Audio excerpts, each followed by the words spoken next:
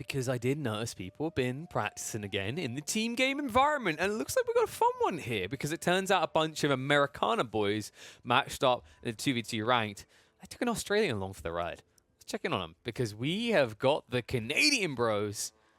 That's right, Poppy Port plus Wham on the north side here, playing as the Chinese and Delhi respective, up against Snooper, playing as the Almonds in the pink, and then of course good old Blade 5X now playing as the French. Interesting Civ matchups here.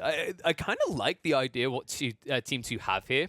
You've got this tempo aggressive type Civ that's going to kind of dictate the very early game and get you some space. And then the cool thing is that you've got this Civ that's going to come online off the back of that very aggressively, very quick, right? So like there's this kind of cool complementary element around the 15 to 20 minute mark for both of these Civs and how they synergize aggressively. We'll see if they're able to hit that though, because it does come down to how well their opponents can defend against early night raids and how many nights you actually have at the end of the day as Blade around the 20 minutes, right? If he starts getting pinched regularly, this plan may quickly fall apart. And one thing that has me a little bit worried for the plan is when I look on the other side, I see Wham on the Delhi. Delhi have been the go-to answer for the French for a long time, especially on Tri Arabia, usually in 1v1s, but 2v2s I can see it as well. And he's coupled it with Poppy Paw, what I'd say is like one of his signature saves.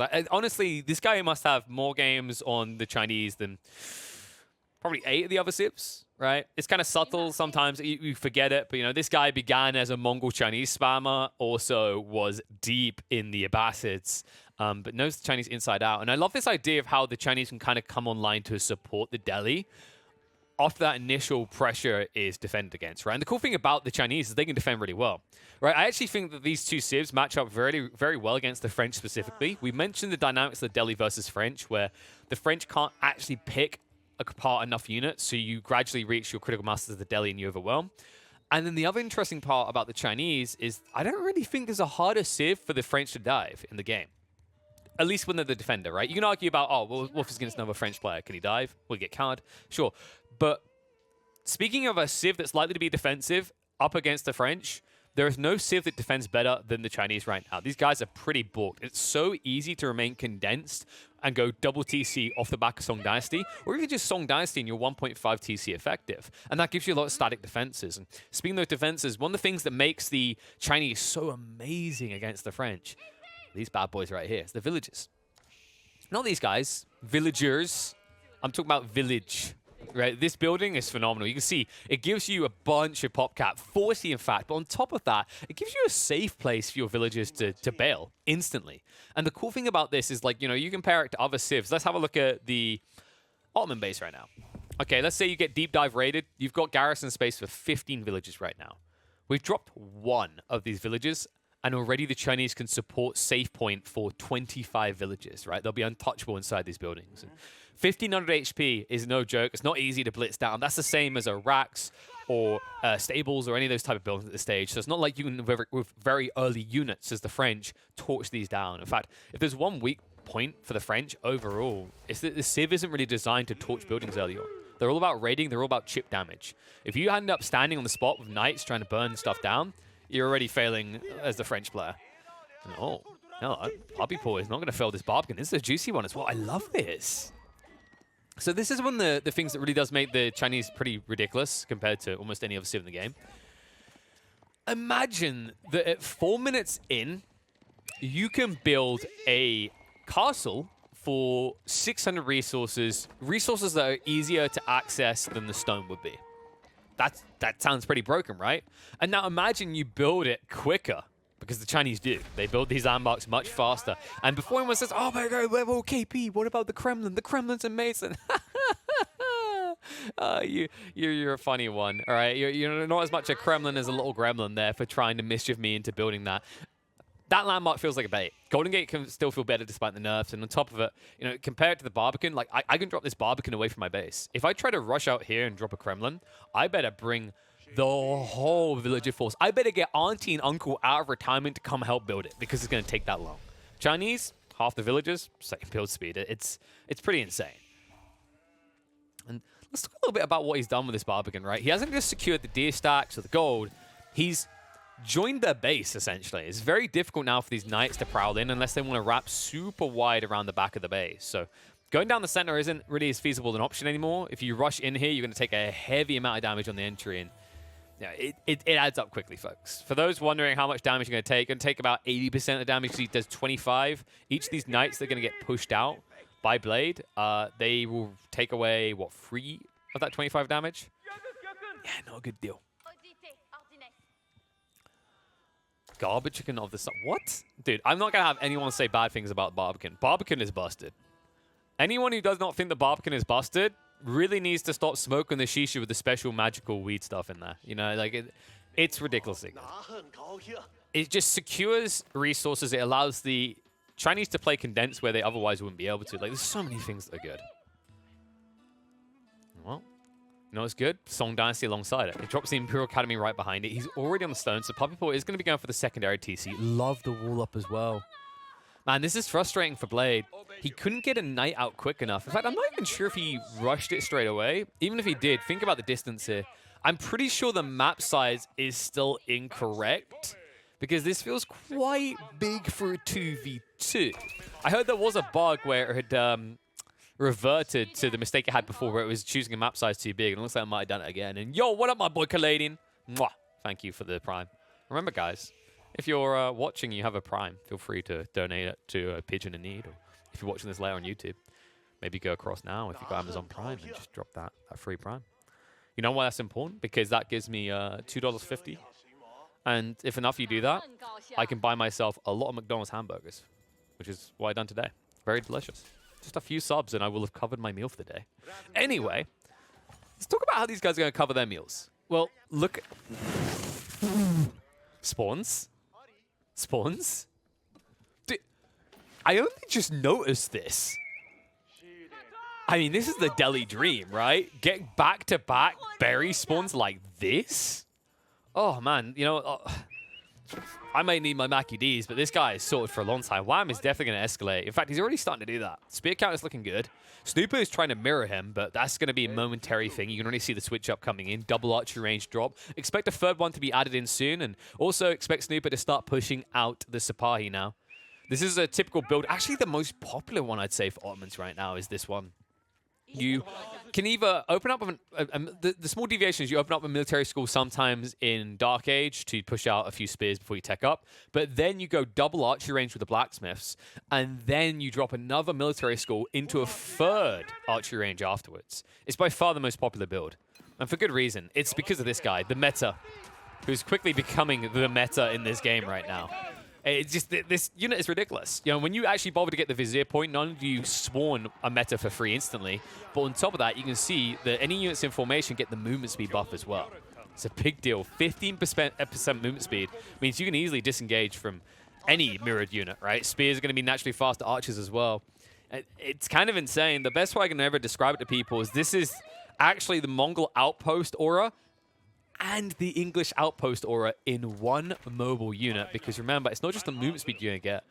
It's that attack speed aura as well. In fact, little tip for people, if you really want to break the game later on, let's say your opponent gets up into castle age, they start building men-at-arms, just take melee defense. Extra 2 melee armor, it just gets absurd.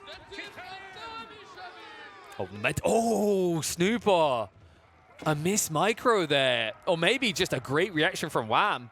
Notice the Snooper getting a little bit too greedy, instantly pinches the most valuable unit in the composition. And that's going to slow him down because now, look, Snooper, he starts building a new meta. It takes him almost 2 minutes to build that. That's going to set back his timing. Why is that important? Right now, these two players are attacking 1. We haven't seen Poppy Paw yet because he's busy booming up. And I wouldn't be surprised if we start get. Yep, we're going to get it. It's going to mass Chuganu. And mass Chuganu are going to be pretty damn effective here. You know, up against the archers, the spearmen. The one issue is if Snooper does keep the meta alive, he can always just disengage and stay on the edge of range. But these knights right now, I don't think there's enough of them to overwhelm Chuganu. In fact, if you commit in, these spears are going to rip you apart.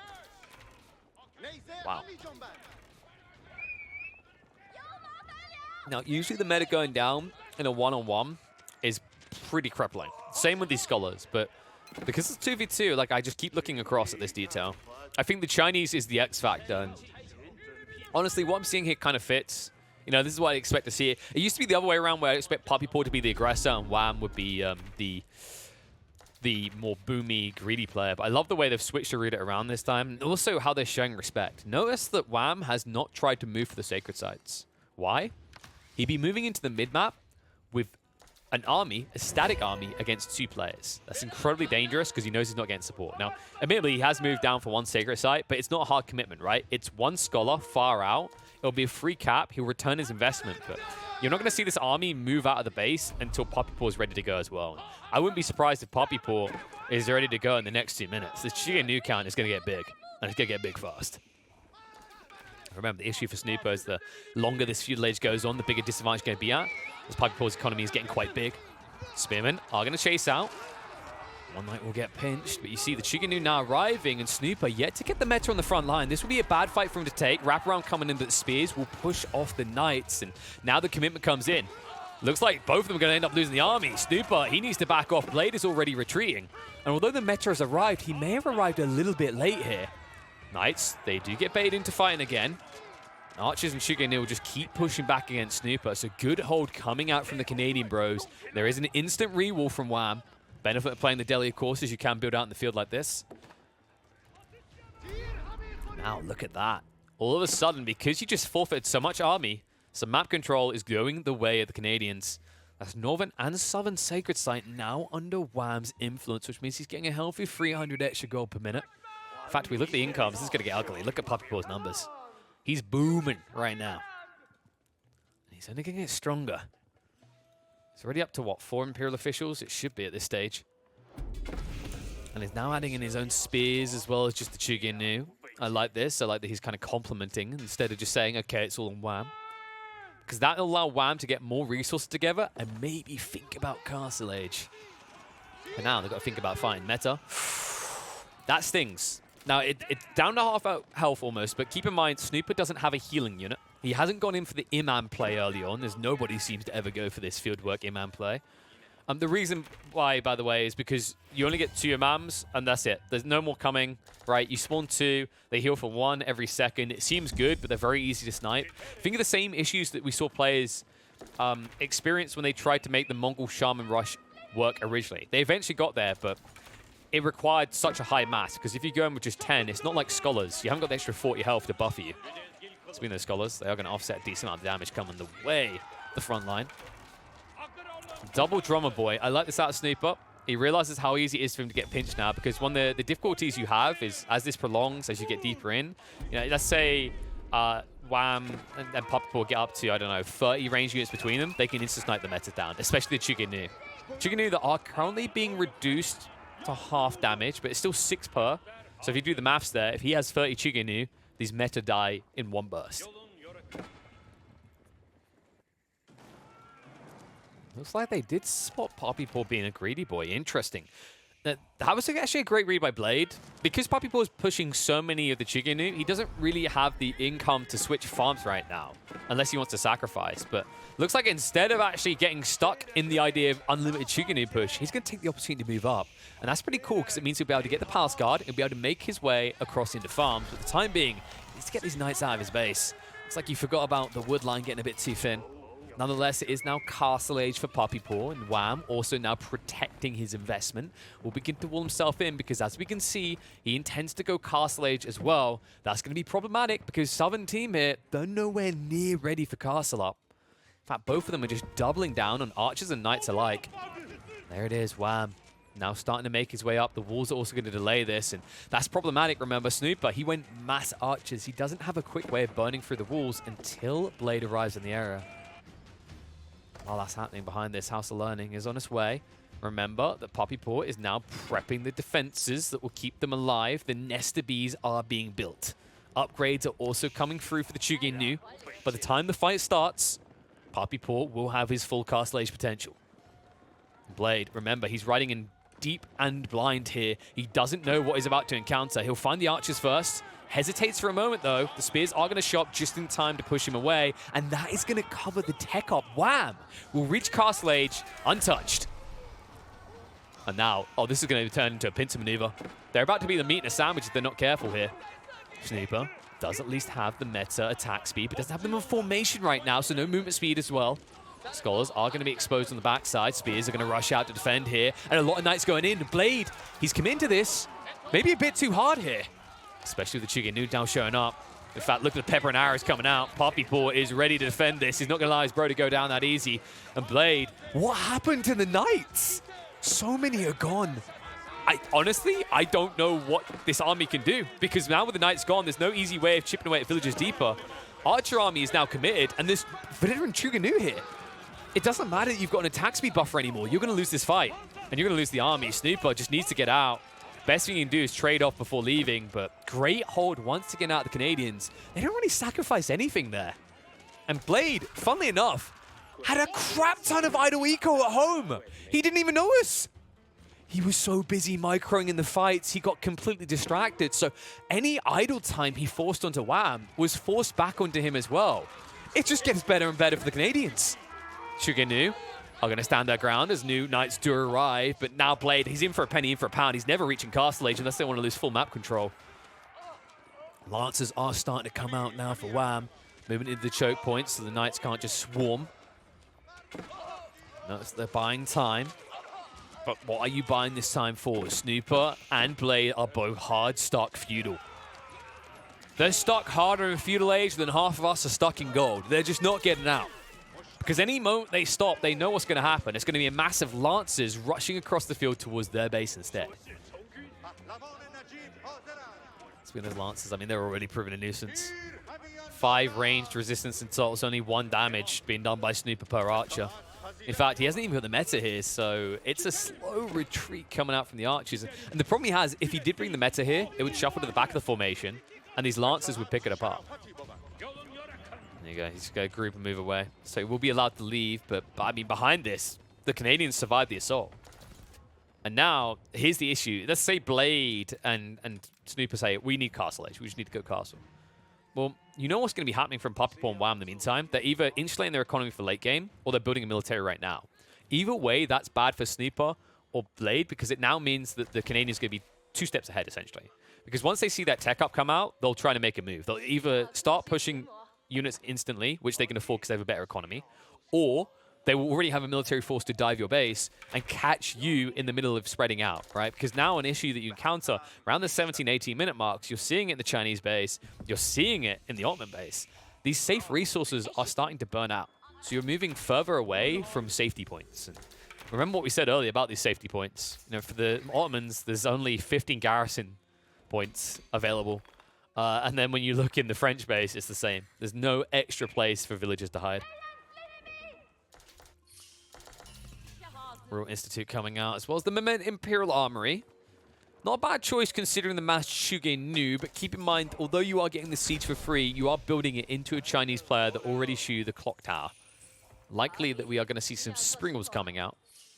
In the meantime, though, Wham will provide the cavalry battalion. There's massing Lancers here. It makes sense with the House of Learning, because Honed Blades is not too far away, in fact. Which stage this might be a bit of a predicament for Blade. Remember, Blade kept throwing away his Knights. He was never able to mass a lot of them.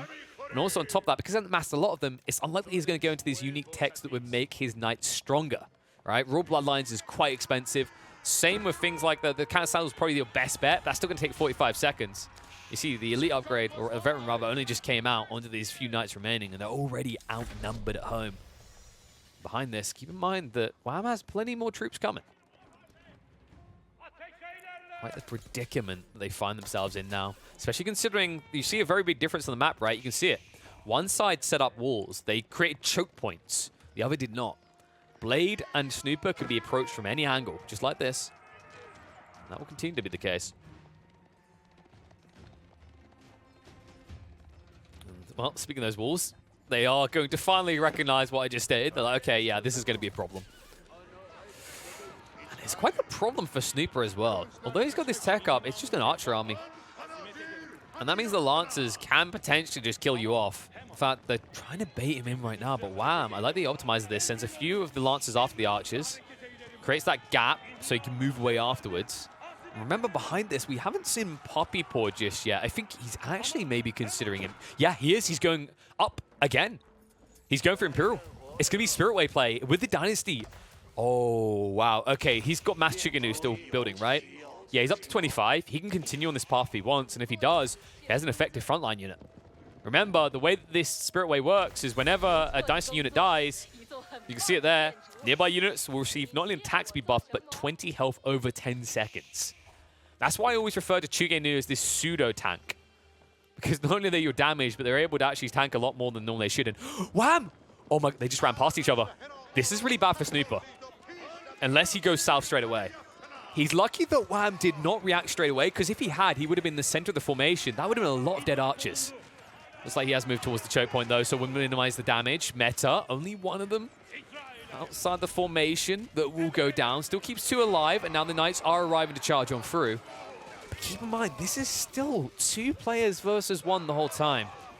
That being said, Snooper should still be counting his lucky stripes there, because had Wham reacted instantly in the middle of the archers, I think half this archer army just goes bye-bye. Especially with how delayed the reaction was afterwards anyway. This is struggle town central right now for Snooper. Or rather, for the team in general. Because Snooper's got mass archers. They don't have a torch through. You always have to commit your Knights to one location. You want to be able to spread these guys out and threaten on multiple locations. Instead, you become predictable. That might leave you a little bit exposed, because look what's coming from Poppy Pool. He's moving out. Walls are going to go down. Wham's going to try to slow them down here. Poppy Pool yet to arrive. He's going for the Imperial Palace. He will get the movement speed. Wham has got a relic on the way, so this is going to push them deeper. Wallow on the north side to delay things. He's going to force Blade. Oh no, he goes in! Okay, that... One Knight should have been going down there. 2, what the hell was that pathfinding? Whew. Good God. Good thing he noticed straight away. Otherwise, Snooper would have found a 3rd enemy in this game. Looks like they will keep pushing in, though. Remember, behind this, Poppy Paw is teching up, and the wraparound's coming in with an additional relic. These Chugenu, they are elite Chugenu now. They do 9 damage each. Look how quickly they burst through. Okay, that's a wash. That's a wipe. Hey, Snooper's going to lose the army. He can't even disengage easily anymore. And look at the health coming through. So many pink corpses. Ladies and gentlemen, late game Chugenu. Watch what happens to the Knights as well. Get more Daka, bro.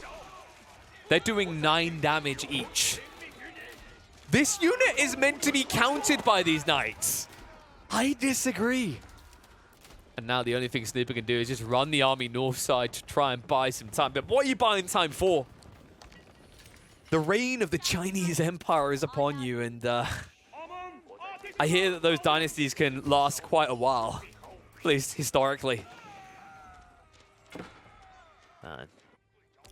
And remember, he got the Imperial Palace, so these elite Chugenu are not slow. They're 1.29. That was a brilliant play, by the way. I think that was the clutch difference maker. It's because, remember, with extra movement speed, Snooper was able to easily disengage with archers.